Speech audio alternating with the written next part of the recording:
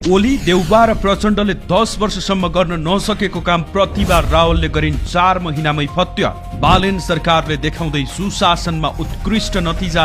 बालेन सरकारकी मन्त्री रावलले गरिन् बाचा पूरा। पुरानो र दशकौंसम्म राज गरेका ओली, देउबा र प्रचण्डले गर्न नसकेको काम बालेन सरकारकी मन्त्री प्रतिभा रावलले 4 महिनामै फत्य गरेकी छन्। मन्त्री रावलले जिम्मेवारी सम्हालेको 4 महिनामै एउटा यस्तो ऐतिहासिक काम गरेकी छन् जुन विगत 1 दशकदेखि नेपालको प्रशासनिक क्षेत्रमा सबैभन्दा ठूलो चुनौती र टाउको दुखाइको विषय बनेको थियो। गत चैत 13 गते भूमि व्यवस्था, सहकारी तथा सामान्य प्रशासन मन्त्रालयको कार्यभार सम्हाल्दै गर्दा उनले बाचा गरेकी थिइन्।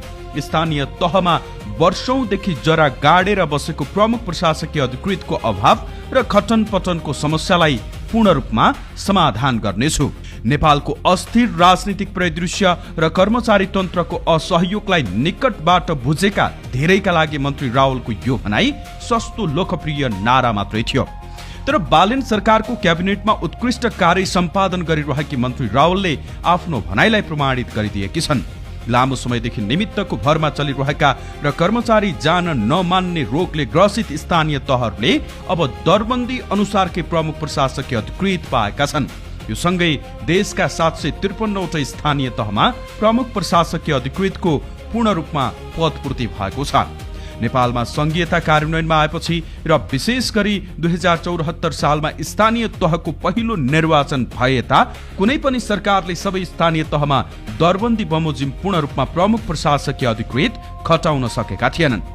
देशले यस बीचमा ठूला राजनीतिक परिवर्तन र अनेकौं सरकारहरू देख्यो।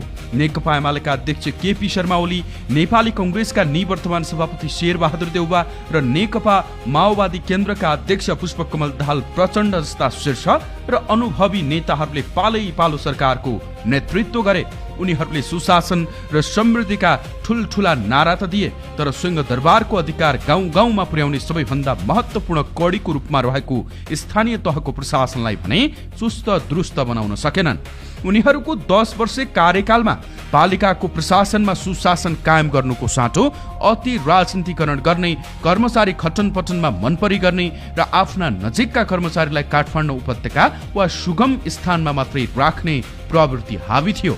प्रमुख प्रशासकीय अधिकृत नहुँदाको प्रत्यक्ष मार आम नागरिकले भोग्नु परेको थियो। कर्मचारीको नेतृत्व नै रिक्त हुँदा वा तल्लो तहका कर्मचारीलाई निमित्त दिएर काम चलाउँदा स्थानीय तहमा विकास निर्माणका कामहरू ठप्प प्राय थिए भने सेवा प्रवाह अत्यन्तै प्रभावित हुँदै आएको थियो।